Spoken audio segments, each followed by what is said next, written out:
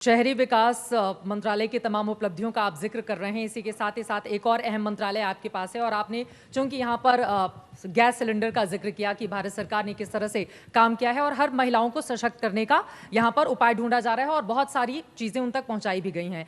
इसी से जुड़ा हुआ अब अगला सवाल मेरा ये है, चूंकि चुनाव में अब बहुत ज्यादा दिन बाकी नहीं है, 190 दिनों के बाद लोकसभा चुनावों की तारीख हमारे सामने होगी और चुनाव हो रहे होंगे। ऐसे में मेरा सवाल यह है, जब भी चुनाव आते हैं तो पेट्रोल डीजल के दाम थोड़े कम हो जाते हैं, रसोई गैस के दामों में कमी हो जाती है, तो आज कोई बड़ी घोषणा आज तक के इस मंच से आप करके जाएंगे जो आम आदमी है उसको किस तरह की राहत देने वाली है? आपकी सरकार, आपके मंत्रालय से क्या मिलने वाला है? मैडम, मैं क्षमा चाहता हूं, पर आप जैसे वरिष्ठ पत्रकार, एंकर्स, ये आप ही लोग ये मैसेज फैलाते हैं कि जब भी चुनाव होने वाले होते हैं तो दाम एकदम नीचे आ जाता है। मैं माफ़ी इसलिए चाह रहा हूं कि दाम नीचे आना और दाम ऊपर जाना, जब भी हम ऊर्जा की बात करते हैं तो इस समय जब जहाँ तक क्रूड ऑयल है, हमारी dependence on imports crude oil करीब 80% है।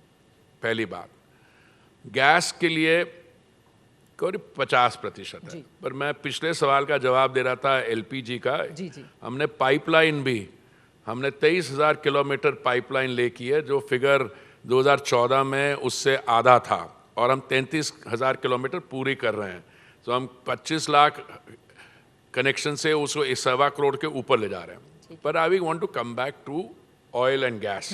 दामों पर अगर 80% आपकी इंपोर्ट डिपेंडेंस है, इंपोर्ट पे डिपेंडेंस है, तो दाम कहाँ पे कैलकुलेट होता है? दाम कैलकुलेट होता है international price plus the cost of transportation, freight, insurance, refining cost, refiners margin और टैक्सेस। अगर दुनिया में ऑयल प्राइसेस को आग लग जाती है तो सरकार के पास कितनी फ्लेक्सिबिलिटी है उससे डील करने के लिए? प्राइस पे, that is the most important thing. ठीक है। तो my submission to you Chitra ji is that जब international prices shot up $19.56 lockdown के दौरान, $19.56 से दाम बढ़ गया $128 पर बैरल, जो मेरे को रफ फिगर्स याद है। तो भारत सरकार ने क्या किया? हम कर क्या सकते थे? अच्छा, किसी ने मुझसे कहा कि आप ऑयल प्रोड्यूसिंग कंट्रीज से ये कह सकते थे कि आप दम करो। ये भारत ने आज तक नहीं किया। अगर आपके पास सॉवरेन एसेट है तो हम आपको यही कहेंगे कि बी माई गेस्ट, आप जैसे ठीक समझें करें। ठीक है, आप अपनी नीति जो भी आपकी है आप उसको इंप्लीमेंट करिए और हम अपना काम करेंगे। तो मैंने एक बहुत सबसे बड़ी जो दुनिया में ऑयल कंपनी है उनके चीफ से मैंने कहा था कि अगर आप सोचते हैं कि इन्फ्लेशन इतनी है, महामारी के दौरान लोगों ने स्टिमुलस पैकेजेस दिए, there so much money floating around, अगर आप ऑयल प्राइसेस हाई रख सकते हैं और आपको लगता है इसमें आपको फायदा होगा, तो it was an inconclusive.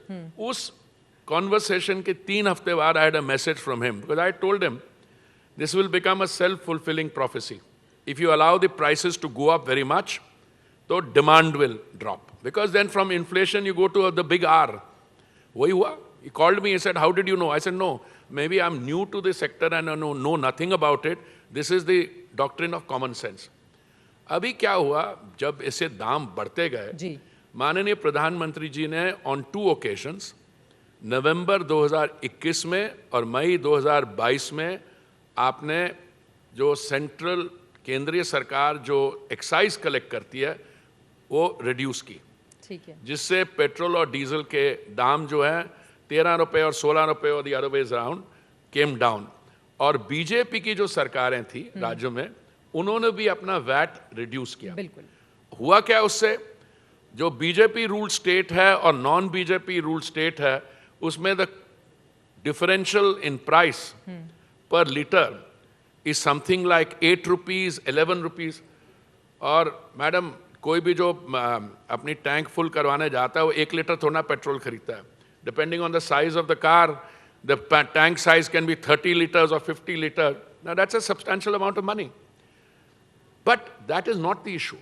The issue is इसकी निंदा या क्रिटिसिज्म कहाँ से आती है. थोड़ा सा ये पॉलिटिकल नैरेटिव है. जी. कुछ मेरे मित्र हैं कांग्रेस पार्टी में, वो कहते हैं ओ पेट्रोल बहुत बढ़ गया.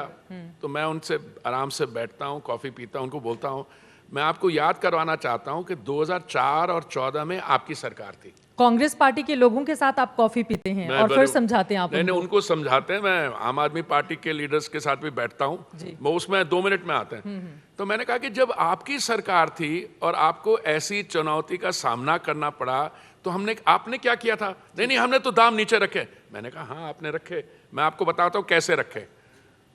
एक बहुत बुद्धिजीवी, हाईली इंटेलेक्चुअल उनके फाइनेंस मिनिस्टर थे. उन्होंने ये तय किया कि वो ऑयल बॉन्ड्स फ्लोट करेंगे. ऑयल बॉन्ड्स क्या होते हैं कि मान लो नाना जी के समय कोई समस्या आई तो नाना जी चाहते थे कि वो समस्या का ठीक तरीके से सामना ना करें, तो उन्होंने कर्जा ले लिया. तो नाना जी ने 140 करोड़ का 141 करोड़ का 1,41 करोड़ का कर्जा लिया. My apology, 1,41,000 crore. और जो ग्रैंड चिल्ड्रन है हम उसमें आज 3,50,000 करोड़ रिटर्न कर रहे हैं. That is what I call a highly irresponsible manner of dealing with things. और उन्होंने भी करे, हम कैसे कर रहे हैं? हम अपने एक्साइज कट कर रहे हैं at a time when the prime minister was feeding 80 crore लोगों को एक दिन का 3 समय का ड्राई राशन, जो अभी भी चल रहा है. बिल्कुल.